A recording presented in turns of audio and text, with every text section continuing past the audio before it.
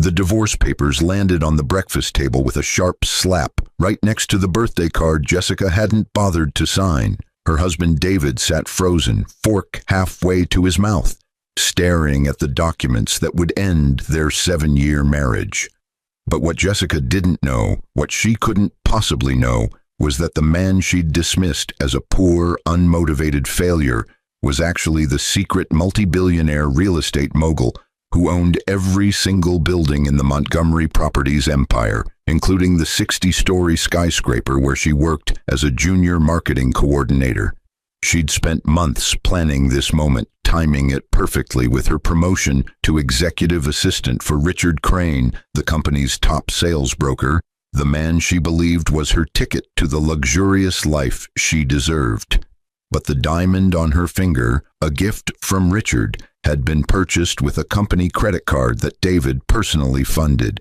She thought she was trading up, moving from a husband who drove a 15-year-old sedan to a lover who arrived in chauffeur-driven luxury. But every penthouse Richard closed, every $1 million commission he earned, every congratulatory email he received, came from properties David had built from nothing. The irony twisted deeper still. Richard himself had no idea his boss, the mysterious D. Montgomery who signed his paychecks remotely, was the same loser whose wife he'd been seducing in corner offices and hotel suites for the past 6 months. Jessica had rehearsed her speech, prepared her justifications, steeled herself for tears or pleading, but she hadn't prepared for what David would do next. She hadn't prepared for the phone call that would come in 48 hours. She hadn't prepared for the revelation that would shatter her new world before it even began. Would the woman who'd spent years belittling her husband's lack of ambition survive discovering she'd just divorced the richest man in the city?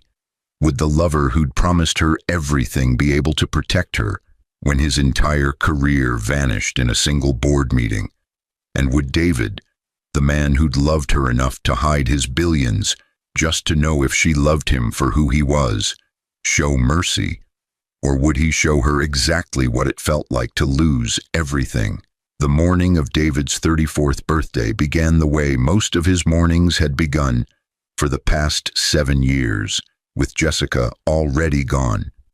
But this particular morning carried a weight that made the silence in their small 2-bedroom apartment feel suffocating, pressing down on him like the accumulated disappointment of nearly a decade.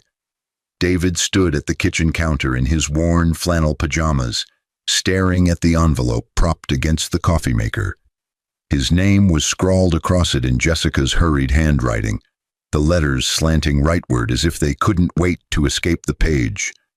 But he didn't need to open it to know what it contained. He'd seen the attorney's office charge on their shared credit card statement 3 weeks ago, $450 to Brennan and Associates, family law specialists.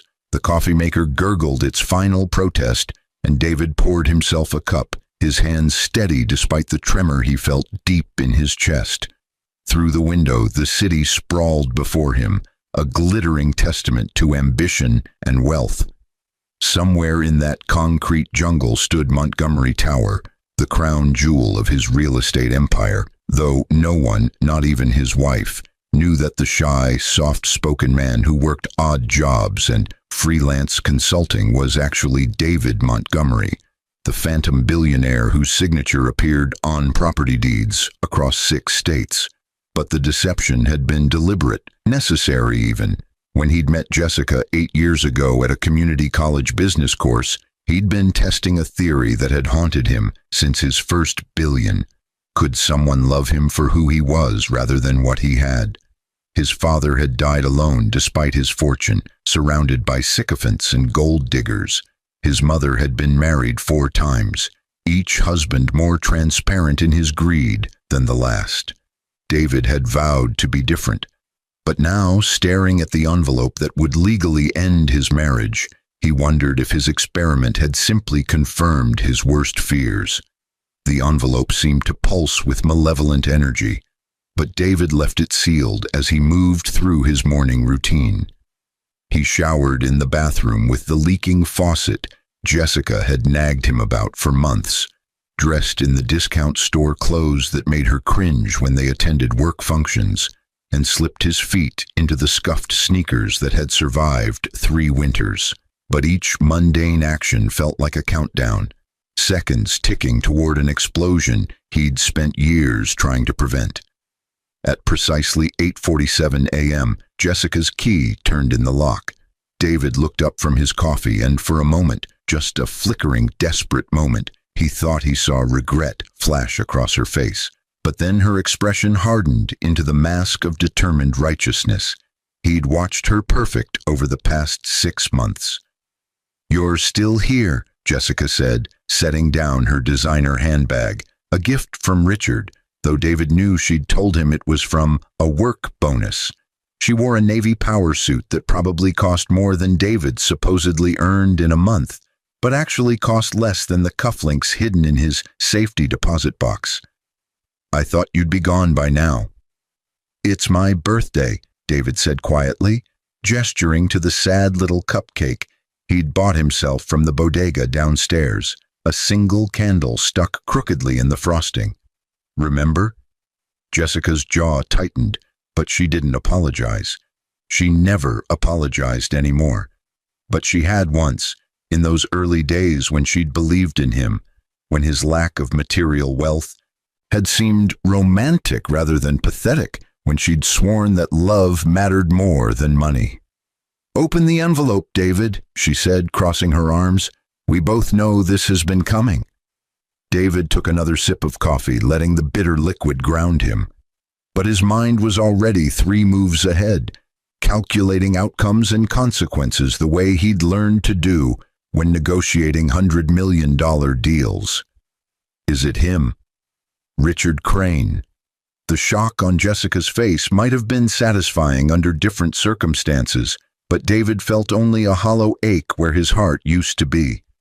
She recovered quickly, though, her expression shifting from surprise to defiance. "How did you—" "I'm more observant than you think," David interrupted, which was true but incomplete. But what he didn't say was that he'd known about Richard for exactly 4 months, 17 days, and roughly 9 hours. Security footage didn't lie. His head of security had presented him with the evidence the same day it started. Grainy images of Jessica and Richard in the executive parking garage, their bodies pressed together against Richard's Mercedes, the same Mercedes that David's company subsidized. "It doesn't matter how you know," Jessica said, rallying. "What matters is that I deserve better than this." She gestured around the modest apartment with its second-hand furniture and outdated appliances, but missed entirely the first-edition books on the shelves that cost more than the building itself. "I deserve someone with ambition, someone going places, someone who doesn't need his wife to support him while he figures things out." The accusation stung because it was so carefully crafted, so meticulously one-sided, but Jessica didn't know about the shell companies and offshore accounts. She didn't know about the portfolio that could buy and sell Richard Crane 1,000 times over. She didn't know that every dollar she earned from Montgomery Properties, including her recent promotion, came from David's vision, David's risk, David's midnight negotiations, and strategic brilliance. "Richard has what you want," David said, not quite a question, but he needed to hear her say it, needed this final confirmation before he made his next move. "Richard is the top sales broker in the entire company," Jessica said, her voice taking on a dreamy quality that made David's stomach turn. "He closed the Riverside development last month, a $90 million deal. His commission alone was more than you've made in the entire time I've known you." But she paused, suddenly uncertain. "He's taking me to Paris next month. He's introducing me to his family in the Hamptons. He's everything you're not." David set down his coffee cup with exaggerated care, but his mind was already drafting the memo that would go out Monday morning. "When did it start? Does it matter?" Jessica shot back, but guilt flickered across her features. You stopped trying years ago, David. You stopped fighting for us. For me. I stopped trying? The words came out sharper than intended, but David couldn't contain the bitter laugh that followed. I worked myself to exhaustion trying to build something for us, for our future. Odd jobs aren't a future, Jessica snapped. Whatever it is you actually do, if you even do anything, it's not enough. It's never been enough. But her hand went unconsciously to the pendant around her neck, a delicate piece David had given her for their 5th anniversary, telling her it was a clever fake, but actually a flawless 5-carat diamond that had belonged to his grandmother. David stood slowly, deliberately, letting the full weight of the moment settle between them. But he didn't reach for the envelope. Not yet. And Richard is enough? Richard is a man who knows what he wants and goes after it, Jessica said. He's powerful, respected. He drives a car that costs more than you make in 5 years. He wears watches I can't even pronounce. He takes me to restaurants where the wait list is 6 months long. But she didn't mention that Richard was also married, separated but still legally bound, with 2 kids in boarding school and an ex-wife who was currently negotiating a settlement that would cripple him financially. Impressive, David murmured, but the word carried no admiration. And he knows you're married. Jessica's chin lifted defiantly, but her eyes wouldn't quite meet his. He knows I'm leaving you, that I deserve better, that I'm not going to waste my life waiting for you to become something you're not. The apartment suddenly felt too small, the walls closing in with the weight of accusations and broken promises. But David moved to the window, looking out at the skyline he'd helped build, at the monuments to his ambition that Jessica couldn't see because she'd never bothered to look past the surface. Montgomery Tower gleamed in the morning sun, its glass facade reflecting clouds and sky. Somewhere in that building, Richard Crane sat in an office David had personally designed, closing deals on properties David owned, seducing a woman David had loved with money that was ultimately David's. "Open the envelope, David," Jessica repeated, her voice softer now, almost pitying. "Sign the papers. Let's end this cleanly." David turned back to face her, and for a moment, he let his mask slip. But what Jessica saw in his expression wasn't defeat. It was something else entirely, something that made her step backward unconsciously. "You really don't know, do you?" "Know what?" Jessica's voice carried a note of uncertainty now, but she quickly smothered it with false confidence. "That you're going to make this difficult? That you're going to fight over our nothing? We don't have anything worth fighting over, David. Don't we?" David moved to the coffee table and finally picked up the envelope, but he didn't open it. Instead, he held it up to the light, as if he could read the words through the paper. "Tell me something, Jessica. In all the time you've been with Richard, in all those romantic dinners and weekend getaways, has he ever mentioned his boss?" The question clearly confused her, but she answered anyway. "What?" "I don't know. He reports to some executive committee or something. Why does that matter?" "Does he ever mention D. Montgomery?" David pressed, watching her face carefully. "The owner of the company?" Jessica shrugged, impatient, but her fingers had started worrying at the strap of her handbag. "It's some reclusive billionaire. Richard says nobody's ever met him. He signs off on major deals electronically. Why are you asking about this?" David set the envelope back down on the table, still sealed, but his hand was perfectly steady now. "Just curious about the man you're leaving me for. Curious about his world, his boss." But the truth was gathering like a storm on the horizon, ready to break. "You're deflecting," Jessica accused, but her confidence was wavering now, crack forming in her certainty.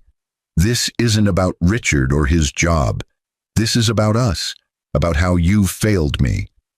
"Failed you," David repeated softly, but the words weren't a question. They were a meditation on irony so profound it nearly made him laugh. "I gave you everything I had, Jessica, everything that mattered. You gave me scraps, Jessica exploded, her composure finally shattering. You gave me a life of watching pennies and explaining to my friends why my husband doesn't have a real job. You gave me embarrassment and disappointment and broken promises about someday. But tears were forming in her eyes now, real and raw, suggesting that underneath the anger there might still be something salvageable. I gave you honesty, David said quietly, but he knew even as he said it that it was only partial truth. I gave you a life free from the complications that money brings, free from people who only want you for what you have. I don't want to be free from money, Jessica shouted, and there it was. The truth she'd probably been trying to suppress for years, now naked and undeniable between them. I want the life I deserve, the life Richard can give me, the life you promised but never delivered.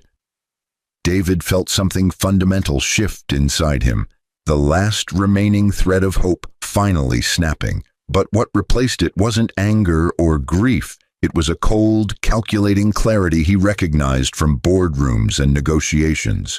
Then open it, he said, nodding to the envelope. Open it and tell me what it says. Jessica hesitated, perhaps sensing that she'd crossed some invisible line, but her pride wouldn't let her back down now. She snatched up the envelope and tore it open with more violence than necessary. But as she scanned the first page, her face went pale. What is this? These aren't divorce papers. No? David's voice remained level, but inside he felt the mechanism clicking into place, the trap he'd set so carefully beginning to spring. What are they? This is... Jessica's hands were shaking now as she flipped through the pages. This is a prenuptial agreement. We never signed a prenup. We got married at City Hall with 2 witnesses. This is dated... But her voice trailed off as the implications began to penetrate. 7 years and 2 months ago, David confirmed, but he didn't move closer.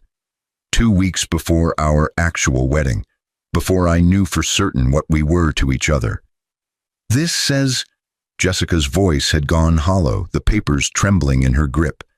This says your worth. This can't be real. This is some kind of joke. It's not a joke, David said softly, but his tone carried absolute finality. It's the truth. The truth I've been hiding because I needed to know if you could love me without it. You're D. Montgomery, Jessica whispered, but it wasn't quite a question. The color had drained entirely from her face now, leaving her looking almost translucent in the morning light. You own Montgomery Properties. You own... Oh my God, you own everything. Not everything, David corrected mildly, but his eyes never left her face. But yes, the company, the buildings, the developments Richard has been closing, those are mine. The 60-story tower where you work, I designed it. The promotion you got last month, I approved it. But he paused, letting each revelation land like a physical blow. The man you're leaving me for, he works for me. Jessica's legs seemed to give out, and she collapsed onto the couch, the prenuptial agreement scattering across her lap. But her eyes were wide, darting between David and the papers as if trying to reconcile 2 incompatible realities. This isn't possible. You wear clothes from Target. You drive that horrible car. You live here in this apartment. I chose to live here, David said, moving closer now but still maintaining distance. I chose all of it, the modest lifestyle, the careful obscurity, the test. But the word hung between them like an indictment. I needed to know if someone could love me for who I am rather than what I have. My father died alone, Jessica, surrounded by people who loved his money but despised him. I swore I'd never make that mistake. So you lied to me? Jessica's voice was rising again, but now it carried a note of panic rather than righteousness. You let me think we were struggling? You let me believe you were a failure? I never lied about who I was, David countered, but his voice remained calm, clinical even. I told you I worked in real estate development, I told you I consulted on major projects. Every word was true. You just made assumptions about the scale." But he sat down in the chair across from her, close enough to see the mascara starting to run from her tears. "I lived modestly because I wanted to see if you'd stay when things were hard, if you'd believe in me without proof of success." "That's not fair," Jessica was crying openly now, but whether from rage or grief or fear was impossible to tell. "You don't get to test people like that. You don't get to play God with someone's life. And you don't get to betray your vows the moment someone with a bigger paycheck shows interest," David shot back, but his voice cracked slightly on the last word. "Richard Crane. Really? The man is a walking cliché, Jessica. Married to his job, drowning in debt from his divorce, maintaining a lifestyle he can barely afford by maxing out every credit card and company perk I give him." Jessica's head snapped up, but confusion clouded her features. "He's not. Richard said he's worth millions. He said his commission from the Riverside deal alone was $3 million. Yes," David confirmed, but his smile was bitter, of which he saw approximately $800,000 after taxes, agent splits, and the massive balloon payment on his ex-wife's settlement. He spent $600,000 of that on the Mercedes he drives, the watch he wears, and the Paris trip he's promised you. But David pulled out his phone and scrolled to a document. He currently has $47,000 in liquid assets and is carrying $218,000 in high-interest debt. The company subsidizes his lifestyle because he's good at closing deals, but he's one bad quarter away from bankruptcy. The information seemed to physically wound Jessica, her body curling inward as each fact landed, but she rallied one more time, desperately. "You're lying. You're making this up to punish me." "Am I?" David turned the phone to show her Richard's credit report, his financial disclosure forms, the emails Richard had sent to HR, begging for advances on future commissions. "I own the company, Jessica. I have access to everything, including the security footage from the executive parking garage, the hotel receipts charged to his corporate card, the jewelry he bought you with an account I personally fund." Jessica's hand went to the diamond at her neck, but this time her fingers trembled. "No. No, he said what you wanted to hear," David interrupted, but his voice had lost its edge, replaced by a weary sadness. He saw an unhappy wife with access to the executive floor and thought he could trade up. He's done it before, 3 times that I know of. He has a type. Married women who work in the building, who are dissatisfied with their lives, who are impressed by the trappings of success. "Stop," Jessica whispered, but she didn't sound convincing, even to herself. "Just stop." "You want me to stop?" David stood again, moving to his desk in the corner of the apartment, the one piece of furniture that didn't match the carefully curated poverty aesthetic. But he pulled out a folder thick with documents and photographs. "Or do you want to know the truth? Because I have 6 months of it here. Every dinner, every hotel, every lie he told you, and every lie you told me." Jessica's eyes fixed on the folder with horrified fascination, but she didn't reach for it. "Why?" she finally whispered. "If you knew, why didn't you stop it? Why didn't you confront me?" "Because I kept hoping you'd stop on your own," David admitted, and for the first time his voice carried genuine pain. "I kept thinking that the woman I married, the woman who used to quote poetry to me in that community college classroom, who cried watching sunsets, who said she'd follow me anywhere, that she was still in there somewhere, that she'd remember why she married me." "That woman married someone with potential," Jessica said, but her voice was hollow now, automatic. "Someone who promised her a future." "And I gave you one," David said, spreading his arms to encompass not the small apartment, but the entire city beyond the windows. I built an empire while you slept next to me every night. I created wealth that could support 10 generations. I designed buildings that will stand for centuries." But his voice dropped to barely above a whisper.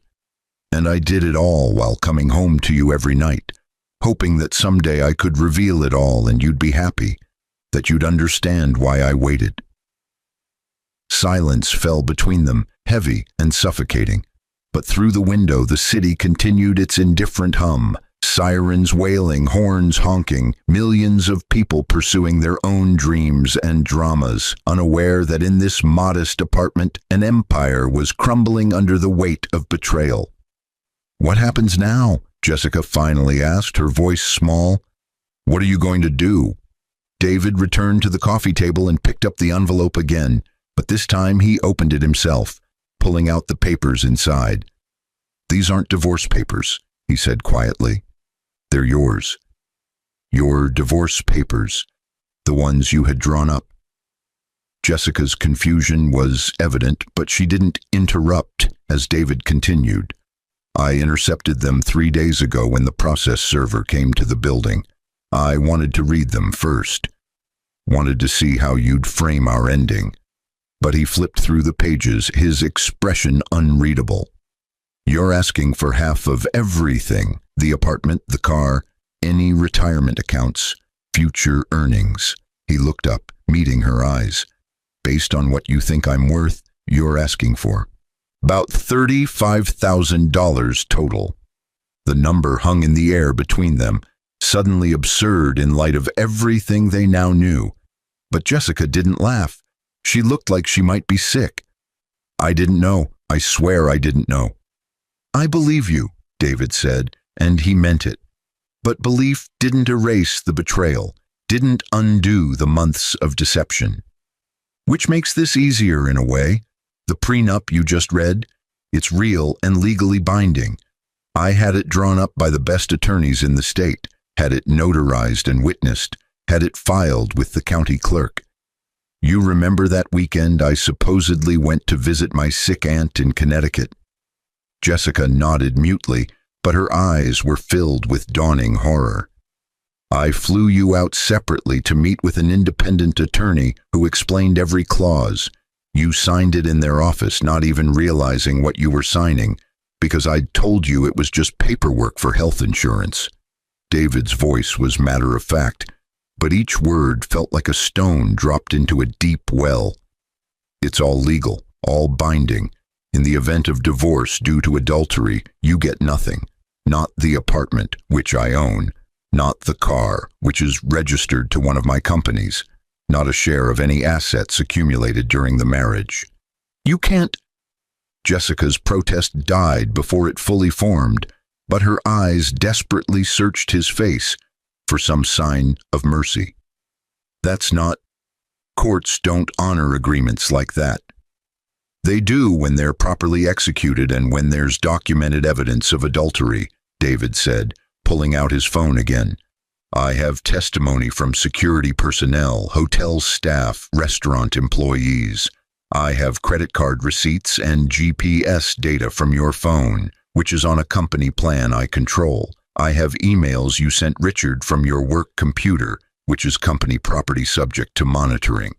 But he paused, letting the full weight of her situation settle over her. "You signed away your right to my assets, Jessica, and then you committed the one act that voided any minimal settlement you might have been entitled to." Jessica's face had gone beyond pale to a grayish shade that suggested she might actually faint, but she remained upright, her hands clutching at the couch cushions, as if they were the only solid things in a world suddenly turned liquid and uncertain. "Please, David, please, I made a mistake. I was stupid and selfish and cruel, but please don't do this." "Do what?" David asked, and his voice was genuinely curious rather than cruel. "Enforce an agreement we both signed. Protect assets I built. React to your betrayal by protecting myself?" "Destroy my life," Jessica whispered, but tears were streaming down her face now, her carefully applied makeup running in dark rivulets. Ruin me completely.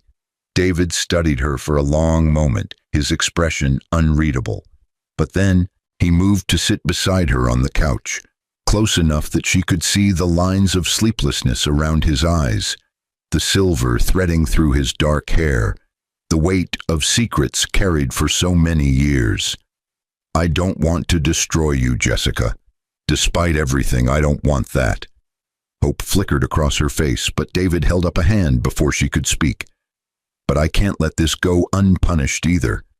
Actions have consequences. Choices matter. He pulled out his phone one more time, scrolling to a document. Here's what's going to happen. You're going to sign the divorce papers. My lawyer will send you proper ones, not these amateur ones you drew up.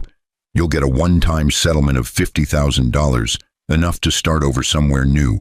But you'll also sign an NDA about my identity and assets.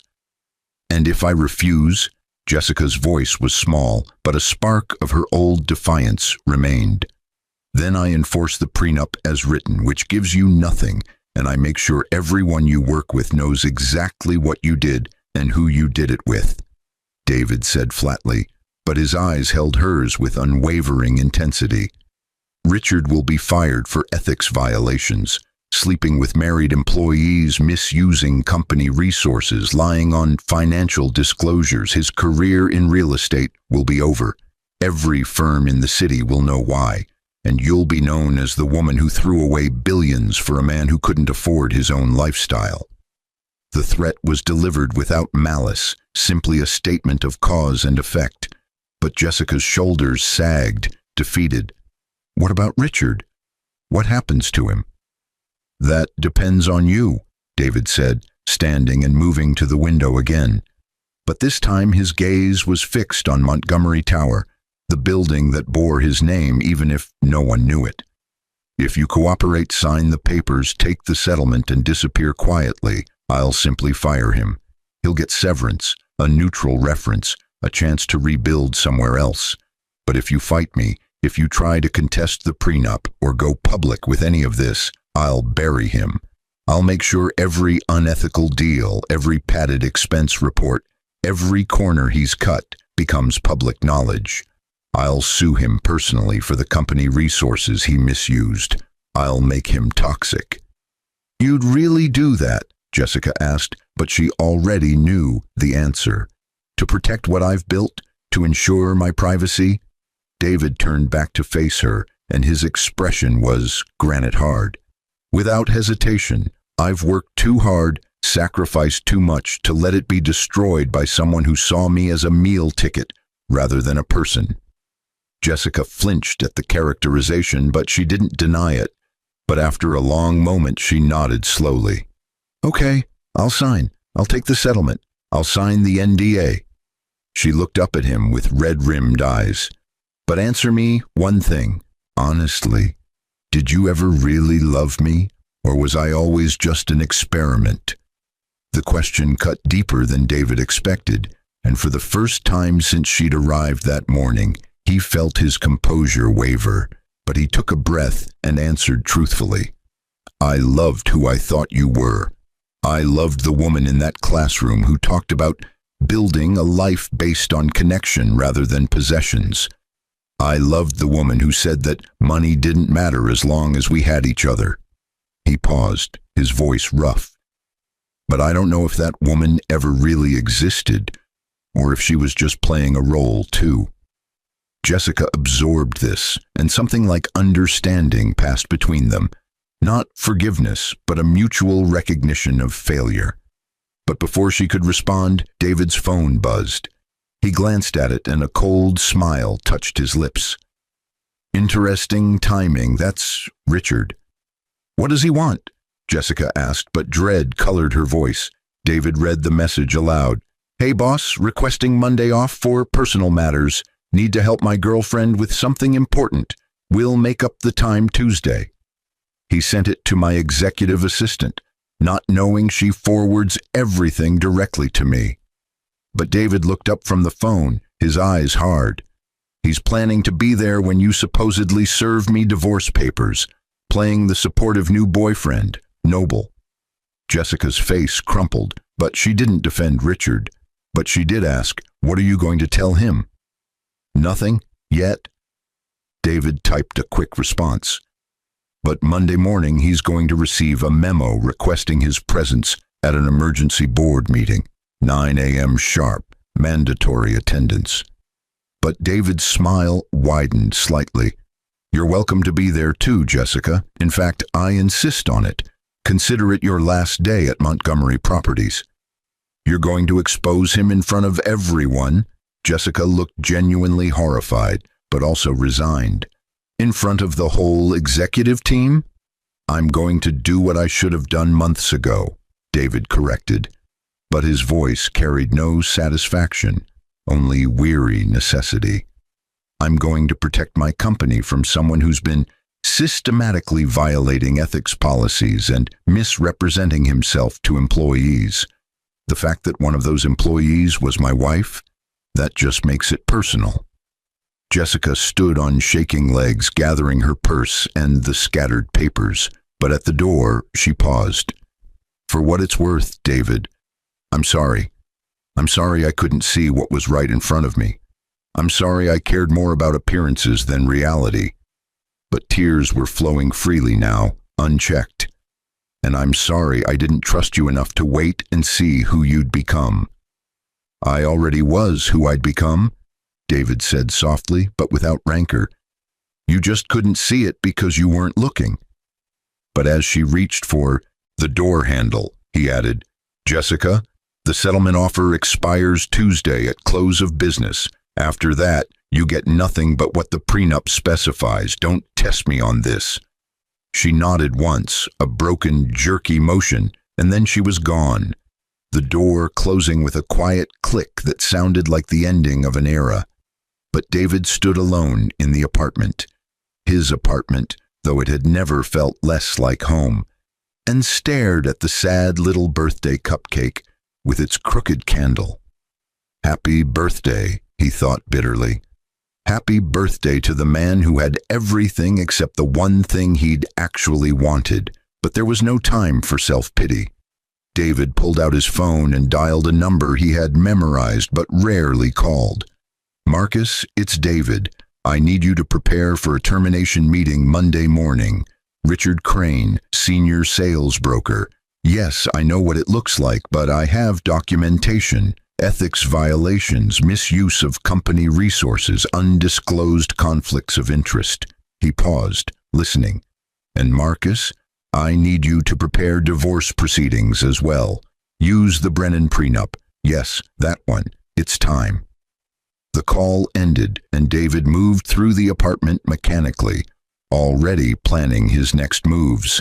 But everything felt hollow now, as if the victory he'd spent years preparing for had turned to ash the moment it arrived. He'd been right. Jessica had only loved what she thought he could give her, not who he was. But being right had never felt so much like losing. Monday morning arrived with the kind of crisp, clear weather that real estate developers loved. Perfect conditions for photographing properties and closing deals. But for Richard Crane, striding into Montgomery Tower in his $3,000 suit and Italian leather shoes, the beauty of the day was just another confirmation that his life was finally coming together. He'd spent the weekend with Jessica, helping her plan her future, as she delicately put it, though they both knew what she meant. Planning their future together once the dead weight of her loser husband was finally cut loose. But Richard had played his part perfectly. Supportive but not pushy. Generous but not overbearing. Successful but humble enough to seem like he'd earned it rather than lucked into it. The Montgomery Tower lobby gleamed with the kind of understated wealth that Richard had learned to recognize and covet.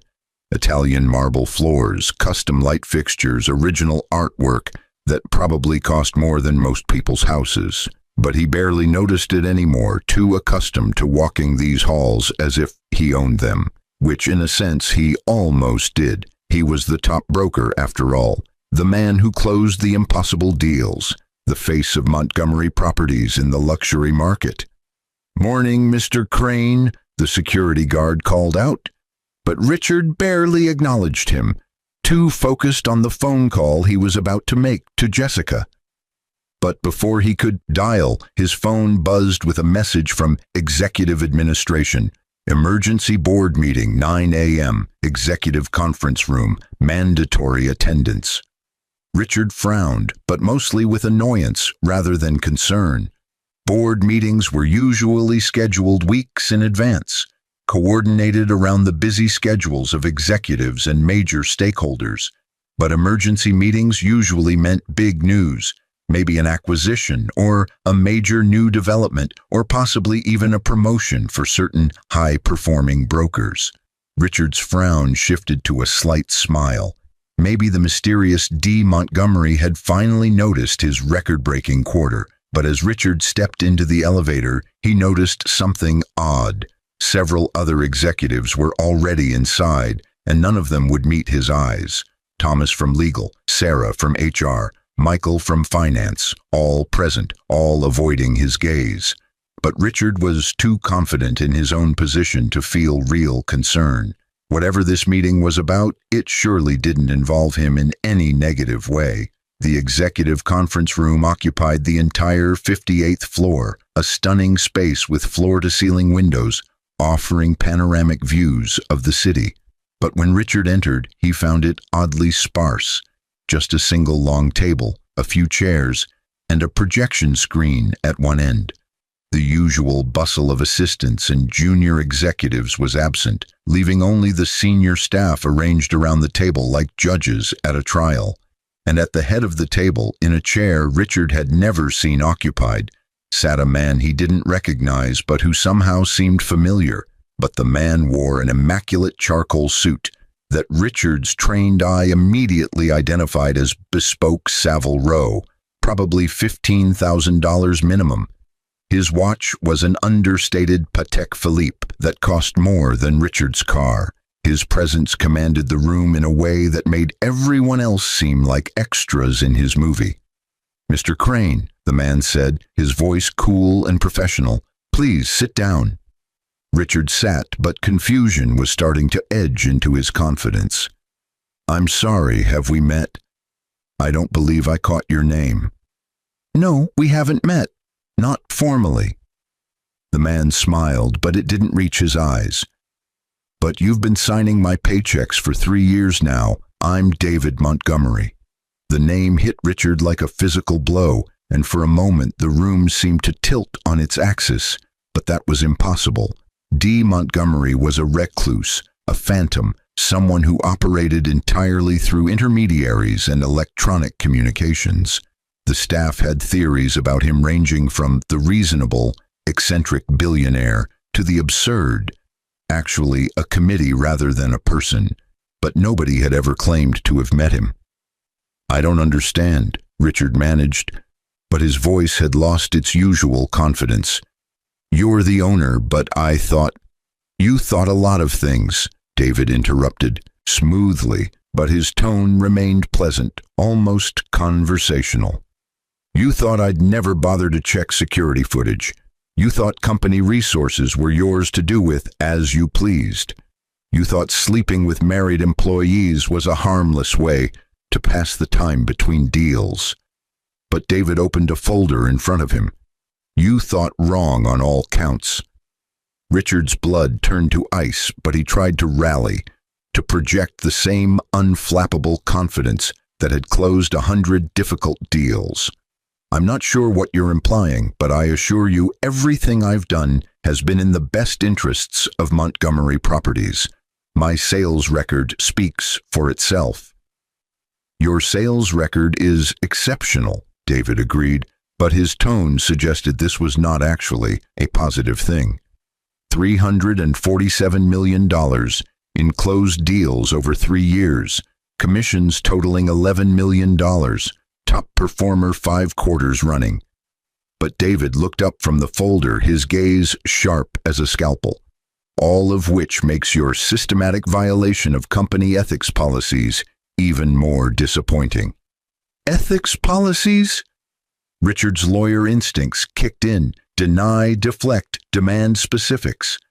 "I've never violated any—" Section 4.7 of your employment contract prohibits personal relationships with married employees without disclosure to HR, David interrupted, sliding a document across the table. You've been conducting an affair with Jessica Lynn from the marketing department for 6 months without filing the required disclosure. That's violation number 1. Richard's mouth went dry, but he forced himself to remain calm. I'm not married. Jessica is getting divorced. There's no violation. Jessica is still legally married, David corrected, his voice maddeningly level. And even if she weren't, you were required to disclose the relationship within 30 days of its commencement. You've disclosed nothing. But David slid another document forward. Violation number 2, misuse of company resources. You've charged personal expenses to your corporate card in excess of $47,000 over the past 6 months. Hotel rooms in Paris booked but never used for business. Jewelry purchased with company funds.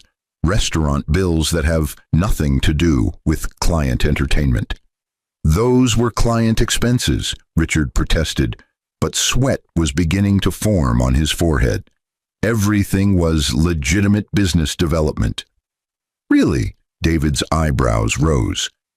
Then perhaps you can explain why your client dinner at Le Bernardin 2 weeks ago was attended only by you and Ms. Lynn, lasted 3 hours, and included a bottle of wine that costs more than the average American's monthly rent. Which client were you entertaining? The question hung in the air, unanswerable, but Richard tried anyway. That was a mistake in the expense. Coding. It should have been marked personal. I meant to reimburse the company. Interesting, David mused, pulling out yet another document. Because you've made that same mistake 14 times in the past 6 months. Always on dates that correspond with your hotel bookings. Always involving Ms. Lynn. Always conveniently forgotten until now. But David's expression hardened. But those are relatively minor issues compared to violation number 3. Richard felt his last vestiges of confidence crumbling, but he couldn't stop himself from asking, what's violation 3? Fraud, David said simply, and the word fell like a guillotine blade. You've been representing your personal financial situation to Ms. Lynn as significantly more robust than it actually is. You've claimed assets you don't have, minimized debts you're drowning in, and generally painted a picture of wealth that's entirely fictional. That's not... How is that a company matter? Richard sputtered, but panic was seeping into his voice now. My personal finances are nobody's business. They become the company's business when you use company resources to maintain the illusion, David countered, his tone still infuriatingly calm. The car you drive is leased through a company program for top performers, a program that requires you to maintain certain sales thresholds and ethical standards. You're currently in violation of both. The watch you're wearing was purchased with an advance on commissions you haven't actually earned yet. The lifestyle you've been using to seduce my employees is funded almost entirely by Montgomery Properties. Richard's world was collapsing in real time, but one part of David's statement finally penetrated his panic. Wait, your employees? But you said... And then the pieces clicked into place with horrifying clarity. Jessica, she's your... Oh, God. She's my wife, David confirmed, but his voice carried no emotion, just stark fact. Or she was until she decided you were a better option, but that's actually not relevant to this meeting. What's relevant is that you systematically violated company policy, committed fraud using company resources, and engaged in behavior that brings Montgomery Properties into disrepute. This is personal, Richard accused, finding his footing in righteous indignation, even as everything else fell apart. You're firing me because I'm with your wife. This is revenge, pure and simple. Revenge would be publicizing every detail of your financial house of cards, David said mildly, but steel underlay his words. Revenge would be making sure every real estate firm in this city knows exactly what you did and how you did it. Revenge would be suing you personally for every misappropriated dollar and forcing you into bankruptcy. But David leaned forward slightly. What I'm offering instead is a quiet termination with severance and a neutral reference. You sign the separation agreement, you return all company property, you exit gracefully, and your career merely takes a hit rather than ending entirely. And if I refuse? Richard's voice was hollow, but he had to ask. Then I stop being generous, David said, opening another folder that seemed to contain hundreds of pages. I have documentation of every violation, every lie, every expense report you've fudged. I have testimony from hotel staff, restaurant servers, credit card companies. I have emails you sent from your company computer, planning getaways with my wife on company time. I have proof that you forged client signatures on feedback forms to inflate your performance reviews. But David's eyes were cold now, all pretense of politeness abandoned. I will bury you, Richard. Professionally, financially, personally. I will make you unhireable. Is that clear enough? The room was silent except for the hum of the ventilation system and Richard's ragged breathing. But everyone else at the table, the lawyers, the HR director, the finance team, simply watched with expressions that ranged from professional detachment to barely concealed satisfaction. Nobody was coming to his defense. Nobody was questioning David's narrative. But most tellingly, nobody seemed surprised by any of this. When do I need to sign? Richard finally asked, and his voice was barely above a whisper. Today, David said, sliding a thick packet of paper across the table. You have until close of business. After that, the offer expires and we proceed with litigation. But David stood, buttoning his suit jacket with crisp efficiency. There's someone here who I think you'll want to see before you make your final decision. David nodded to someone by the door, and Richard turned to see Jessica entering the conference room. But she looked nothing like the confident, put-together woman he'd been dating. Her eyes were red and swollen, her face pale, her professional demeanor completely shattered. But when she met Richard's gaze, something passed between them that was part accusation and part shared defeat. Tell him, David said to Jessica, his voice not unkind but absolutely firm. Tell him what we discussed. Jessica's hands twisted together, but she forced herself to look at Richard. He knows everything, about us, about all of it. He's known for months. But her voice cracked. He's offering me a settlement to go away quietly, $50,000 and an NDA. If I take it and disappear, he won't press charges or publicize anything. Charges? Richard's voice climbed an octave. What charges?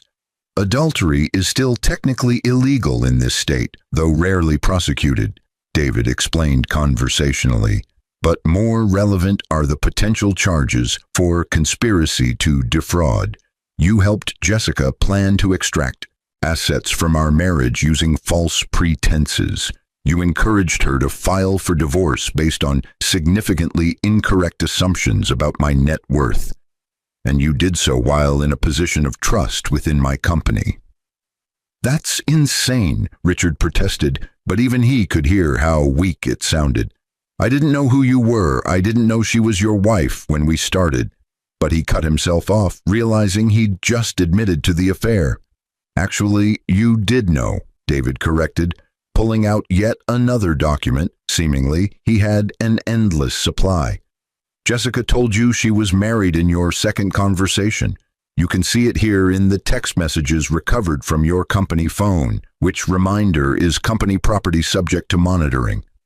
But David read aloud, Your husband sounds like a loser. You deserve someone who can give you what you want. That's you, Richard. 2 days after you met Jessica at the company holiday party.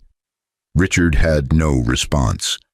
But he looked at Jessica with something approaching betrayal, as if this was somehow her fault for not being more discreet, for not protecting him better. But Jessica just looked back with empty eyes that said she had nothing left to give him. "I'll sign," Richard said finally, reaching for the separation agreement with hands that shook slightly. "I'll sign and I'll go." "Smart choice," David said, but there was no triumph in his voice, just weary satisfaction at a difficult task completed. "Ms. Patterson from HR will witness your signature and collect all company property, phone, laptop, building access card, credit cards, everything. Security will escort you to your office to collect personal items, and then escort you from the building. You have 2 hours.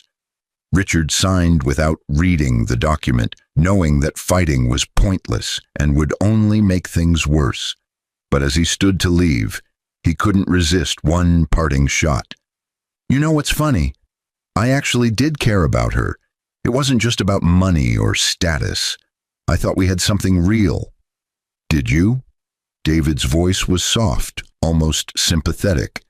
"Or did you care about the idea of her, the trophy wife who made you feel successful, the validation that you could take something from someone else?"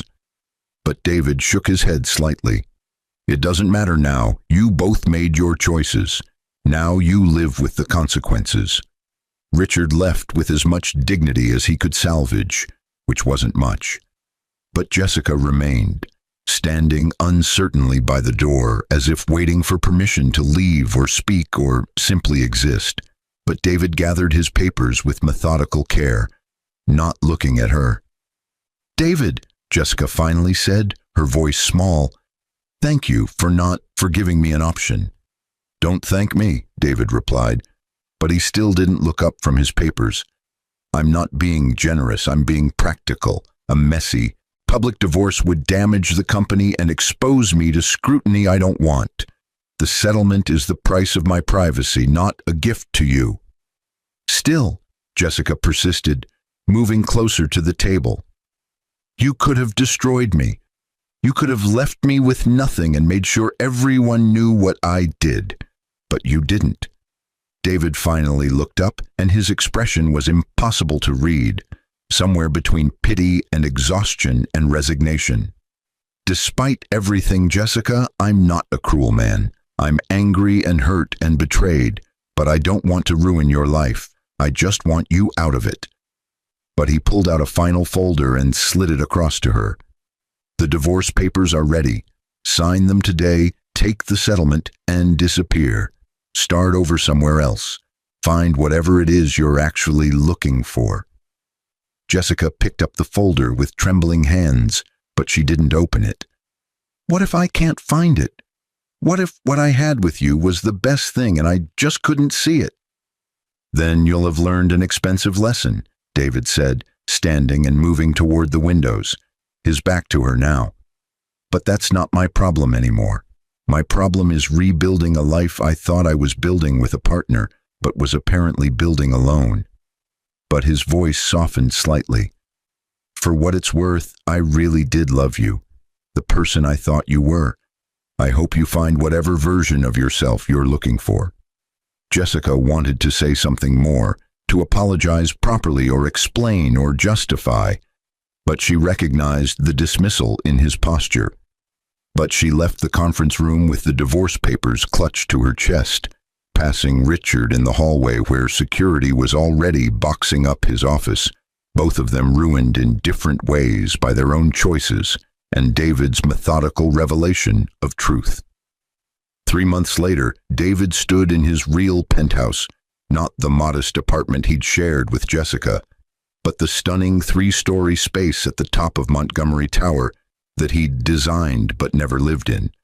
But the floor-to-ceiling windows offered views of the entire city, a testament to everything he'd built and everything he'd lost in the building of it. The divorce was finalized. Jessica had taken her settlement and moved to Portland, where she'd opened a small marketing consultancy that would probably struggle but might eventually succeed if she worked hard enough. But David had kept his word. No publicity, no destruction, just a quiet exit and a chance to start over. He'd heard through intermediaries that she and Richard had tried to make it work for about 6 weeks, before reality and resentment destroyed whatever they'd thought they had. But Richard had found a job with a mid-tier real estate firm in Philadelphia, taking a 60% pay cut and a massive blow to his ego. David occasionally wondered if he'd learned anything from the experience, but mostly, he didn't think about them at all. The company had weathered the turmoil without anyone outside the executive team knowing the details. But David had promoted from within to fill Richard's role, choosing a younger broker with genuine talent and, more importantly, genuine integrity. Sales had barely dipped. The machine kept running because David had built it to run regardless of individual components. But David himself struggled with what came next. He was 34 years old, worth several $billions, running a company that owned property in 6 states and was expanding internationally. But every success felt hollow without someone to share it with. His experiment had failed, or perhaps succeeded, in proving his worst fears. Money did matter to people, often more than character or connection or genuine love. "Mr. Montgomery?" His assistant's voice came through the intercom, professional and distant. "Your 4 o'clock is here." David checked his watch, a modest Seiko that he'd worn through his entire marriage and refused to replace despite now being able to afford any watch on earth. But he'd kept many of his modest habits, finding that the trappings of wealth still felt performative and false. "Send them in." The woman who entered wasn't what David expected, but then again, he wasn't sure what he'd been expecting when his head of HR had mentioned a unusual hire prospect that needed his personal approval. She was maybe 30, dressed in professional but not expensive clothes, carrying a portfolio that looked well used. But her eyes swept the penthouse with appreciation rather than greed, noting the architecture and design rather than calculating the cost. "Mr. Montgomery," she said, extending her hand. "I'm Rachel Torres. Thank you for seeing me." David shook her hand, gesturing to the seating area by the windows. "My HR director says you have an interesting proposal, something about affordable housing development." "I do," Rachel said, settling into her chair with calm confidence that suggested she was used to pitching ideas to skeptical executives.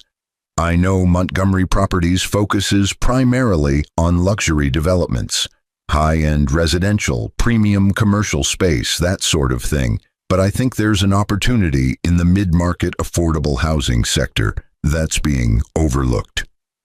"Go on," David said, genuinely curious despite himself. But most developers avoided affordable housing because the margins were thin and the regulatory headaches were substantial. For the next hour, Rachel laid out a vision for sustainable, well-designed, affordable housing that could be profitable while still serving genuine community needs. But she didn't just have ideas, she had numbers, architectural concepts, financing models, and partnership proposals with city agencies and non-profits. She'd clearly spent years developing this proposal, refining it, waiting for the right opportunity. "This is impressive," David said when she finished, flipping through her detailed prospectus. "But why come to Montgomery? There are developers who specialize in this kind of project." "Because they don't build like you do," Rachel said simply, meeting his eyes with directness that reminded him painfully of Jessica in their early days, before cynicism and materialism had poisoned everything. "I've studied your buildings, Mr. Montgomery. You don't cut corners. You use quality materials. You design for permanence rather than profit maximization. But your luxury developments demonstrate that you understand how good architecture improves people's lives." She leaned forward slightly. "I want to bring that same quality to people who can't afford luxury, people who deserve beautiful, functional, sustainable homes, but have been forgotten by most of the industry." David found himself genuinely moved by her passion, but also intrigued by her approach. "And you think this can be profitable?"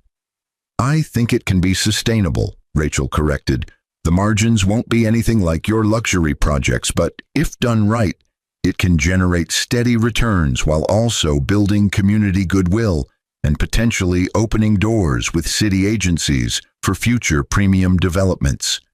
But she smiled slightly. Plus, it's the right thing to do. I'm guessing that matters to you, based on your company's environmental policies and community investment programs. You've done your homework, David observed, impressed despite himself.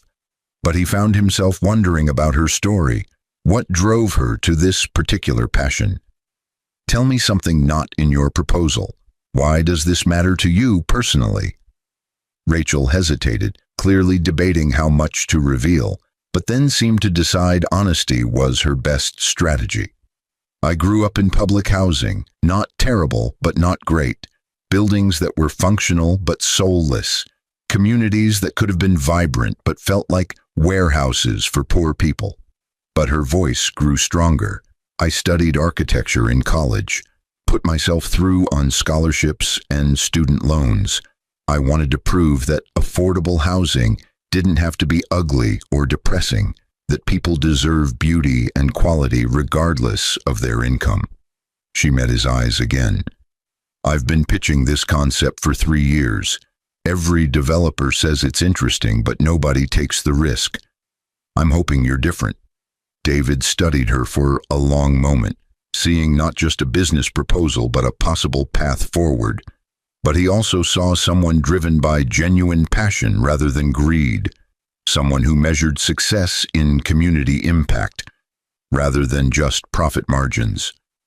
What if I offered you something better than just approval for this project? Rachel's expression shifted from hopeful to confused. I'm not sure I follow.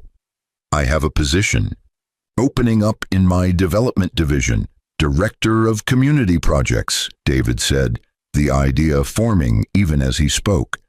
It's a newly created role, focused on exactly the kind of work you're describing, sustainable, affordable, community-oriented development. You'd have a budget, a team, and my backing to prove your concept. But he paused, making sure she understood the significance. You'd also be taking a risk. If the projects fail, the position goes away. If they succeed, you'd be building something genuinely new in this industry. Rachel's eyes widened, but she didn't immediately accept, which David respected. What's the catch? Nobody offers that kind of opportunity without strings attached. The catch is that I need people I can trust, David said honestly, deciding that if he was going to build a new professional life, it needed to be built on honesty rather than secrets. I need people who care about the work itself rather than the status or compensation, people who are driven by vision rather than greed. But he smiled slightly. I've recently learned the hard way to value those qualities. Something in his tone must have conveyed more than his words, because Rachel's expression softened with understanding. Someone hurt you, someone who cared more about what you could give them than who you were. Is it that obvious? David asked, surprised by her perceptiveness. Only to someone who's been there, Rachel said quietly. My ex-husband left me for his boss, someone who could advance his career and give him the lifestyle he wanted. But I wasn't enough because I cared more about meaningful work than making money. But she straightened her shoulders. But that's his loss and my liberation. I got to keep my integrity and my vision. David felt something shift in his chest, not attraction exactly, but recognition. But here was someone who understood loss and betrayal, but hadn't let it poison her dreams or corrupt her values. Then let's liberate each other, he said, extending his hand across the table.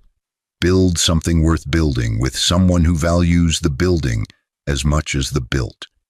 Rachel shook his hand, her grip firm, and David felt the first stirring of hope he'd experienced since Jessica had walked out. But this wasn't about romance or redemption. It was about finding purpose beyond profit, about using his wealth for something more meaningful than luxury towers and executive perks.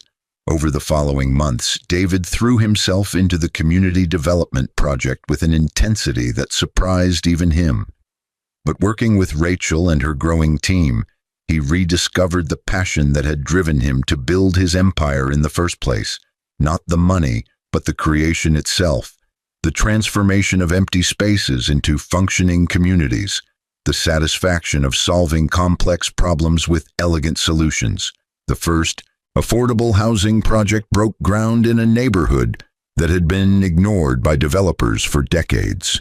But David insisted on the same quality standards he demanded for his luxury properties: energy-efficient systems, durable materials, thoughtful design that created community spaces, and natural light. The costs were higher than typical affordable housing, but still viable when spread across multiple units and supplemented by tax incentives and public-private partnerships that Rachel had expertly negotiated. But more surprisingly, the project generated positive press that David's luxury developments never had. Newspapers ran features on the billionaire developer with a conscience. Architecture magazines praised the design. Community organizers called it a model for how development should work. But David remained largely in the background, letting Rachel be the public face of the initiative, content to stay mysterious and obscure. He still maintained his modest personal habits, still drove an unremarkable car, still lived in spaces that didn't advertise his wealth. But now it wasn't a test or an experiment, it was simply who he'd discovered he actually was. The money mattered less than what he could build with it. The empire mattered less than the communities it housed. The success mattered less than the integrity of the work itself. One evening, nearly a year after his divorce finalized, David stood on the roof of his affordable housing project, watching families move into brand new apartments that would actually be affordable for teachers and nurses and small business owners. But Rachel stood beside him, both of them tired but satisfied, watching their vision become tangible reality. "Thank you," Rachel said quietly, "for taking a chance on this, on me. Thank you for reminding me why I got into this business in the first place," David countered, but his voice was warm. "For helping me see that wealth is only meaningful when it serves purposes beyond itself." They stood in comfortable silence as the sun set over the city, painting the sky in shades of orange and purple. But David felt something he hadn't felt in years: contentment not based on acquisition or achievement, but on contribution and connection. He'd lost a wife but gained a purpose, but he'd been betrayed but found integrity. He'd faced his worst fears about love and money and human nature, but discovered that while those fears were valid, they weren't the whole story. "David," Rachel's voice interrupted his contemplation. "I hope this isn't inappropriate, but I'm curious about something." "Ask," David said, genuinely open to whatever she wanted to know. "The mysterious past you mentioned. The person who hurt you," Rachel said carefully. "Have you forgiven them?" David considered the question seriously, watching the lights come on in the apartments below as families settled into their new homes. "I don't know if forgiveness is the right word," he finally said, "but I've stopped being angry. I've stopped letting their choices define my value or my future." But he turned to look at Rachel directly. "They showed me who they really were. I'm grateful for that clarity, even though the method of revelation was painful." Rachel nodded, understanding, but her expression suggested she had more to say. "For what it's worth, I think they were fools. Anyone who couldn't see your value wasn't looking." "Maybe," David allowed, but he smiled slightly. "Or maybe we were just wrong for each other. Maybe I needed someone who valued buildings over bank accounts, creation over consumption, purpose over prestige." But he paused, suddenly aware that he was describing qualities Rachel herself embodied. "Maybe I needed to stop testing people and start trusting that the right person would value the right things naturally." Rachel held his gaze for a moment that stretched just a bit longer than professional courtesy required, but then she smiled and turned back to the view. "Well, when you find that person, I hope you'll invite me to the wedding. I'd love to see what kind of ceremony someone with your resources, but your values would create." David laughed, genuinely amused. Probably something small and intimate. Maybe on a roof like this one, surrounded by things we've built rather than things we've bought.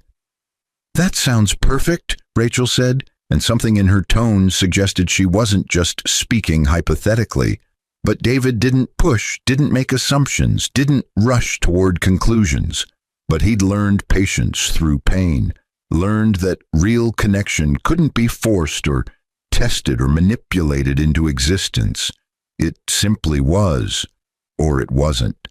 But standing there on the roof of his community housing project, watching families begin new chapters in spaces he'd helped create, with a partner who shared his values and his vision, David felt for the first time that maybe his story wasn't ending.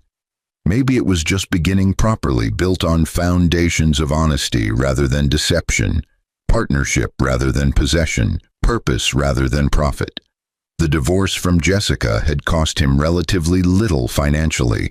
$50,000 was nothing to someone worth billions, but it had cost him his innocence about human nature and his illusion that he could control how people saw him. But in exchange, he'd gained clarity about what actually mattered and the freedom to build a life based on authentic values rather than tests and games. Richard had sent one email 6 months after his termination, attempting something like an apology, but David had deleted it unread, uninterested in reliving the past or granting absolution to someone who'd betrayed basic principles of decency. Some actions didn't deserve forgiveness. They simply deserved to be left behind. Jessica had not reached out at all, and David suspected she never would. But he'd heard through various channels that she was struggling but surviving, working hard to build something legitimate for herself, possibly finally learning the difference between earned success and borrowed status. He wished her well, distantly, the way you might wish well to a stranger whose life once intersected with yours but who now belonged to completely separate narratives. But standing on that roof, with Rachel beside him and a city full of possibilities stretching before him, David realized that his story wasn't about revenge or redemption, but it was about revelation, the slow, painful, ultimately liberating process of discovering who people really were and what actually mattered. He'd been betrayed, but he'd survived. But he'd been lied to, but he'd learned truth. He'd been divorced, but he'd discovered that being alone was better than being with someone who didn't value him properly. And maybe, just maybe, he'd also discovered that the right person had been there all along, disguised as a business opportunity, waiting for him to be ready to see partnership as something other than a test or a trap. "Rachel," David said, surprising himself with his own boldness, "would you like to have dinner sometime? Not a business dinner, just dinner. Two people who respect each other's work, getting to know each other beyond the buildings." Rachel turned to him with a smile that started small but grew to illuminate her entire face. "I thought you'd never ask, but yes, I'd like that very much." "No tests," David promised, and he meant it completely. No secrets or hidden identities, just honesty about who we are and what we want. "That's all I've ever wanted," Rachel said, and David believed her because he'd learned, finally, painfully, to recognize genuine integrity when he saw it. They left the roof together as the stars began to appear above the city. Two people who'd built something meaningful together and were carefully, tentatively, beginning to explore what else they might build. But David's empire remained, vast and profitable and growing. His wealth remained, measured in billions. His privacy remained, carefully guarded by layers of anonymity and protection. But his loneliness was finally, gradually, beginning to ease, not because someone had passed a test or proven themselves worthy, but because he'd stopped testing and started trusting. But not because he'd found someone who loved his money, but because he'd found someone who loved the same things he loved: creation, community, purpose, integrity. And somewhere in Portland, Jessica probably wondered occasionally if she'd made the right choice, if the stable but modest life she'd built was what she really wanted, if the billions she'd walked away from haunted her late at night. But David didn't think about that anymore. He'd spent enough time dwelling on betrayal and regret. Now he thought about blueprints and communities and the woman beside him who saw buildings as homes rather than investments. But he thought about a future built on honesty rather than hidden tests. He thought about second chances and hard-won wisdom, and the possibility that sometimes losing everything meant gaining something more valuable, the clarity to recognize what actually mattered. His birthday came again, 1 year after Jessica had served him divorce papers over breakfast. But this time, David celebrated on a different roof, with Rachel and her team and the families who'd moved into the affordable housing project, with a simple cake and genuine laughter and the satisfaction of work well done. But there were no diamonds or designer clothes or luxury cars to impress anyone. There was just community and connection and the quiet pride of building something meaningful. And when Rachel handed him a birthday card with a hand-drawn sketch of the affordable housing project on the front, David felt something he'd thought he'd lost forever: the simple joy of being valued for who he was rather than what he had. But the card was modest, probably cost less than $3 at the store, but it meant more than any of the expensive gifts Jessica had given him over the years, more than any material possession could ever mean. "Thank you," David said, and he meant it for so much more than just the card. But Rachel seemed to understand, squeezing his hand briefly before turning back to the celebration around them. The city stretched below them, full of buildings David owned and developments he'd funded and communities he'd transformed. But for the first time he understood that he didn't own any of it, not really. But he was just a temporary steward of space and resources, responsible for using them wisely and leaving things better than he found them. The test had never been whether Jessica could love him without money, but the test had been whether David himself could find meaning beyond accumulation, purpose beyond profit, connection beyond the transactions that had defined his professional life. He'd passed finally, though not in the way he'd planned. But Jessica and Richard had given him an unexpected gift through their betrayal: the freedom to stop pretending and start being authentic, the courage to stop testing and start trusting, but the wisdom to recognize that real wealth wasn't measured in billions, but in integrity, community, and the simple satisfaction of work that mattered. And standing on that roof, surrounded by laughter and genuine connection, with a future that finally felt open and hopeful, rather than suspicious and guarded, David Montgomery, secret billionaire, betrayed husband, community developer, and finally just himself, allowed himself to believe that maybe the best chapter of his story was just beginning. But this time, he wouldn't write it alone.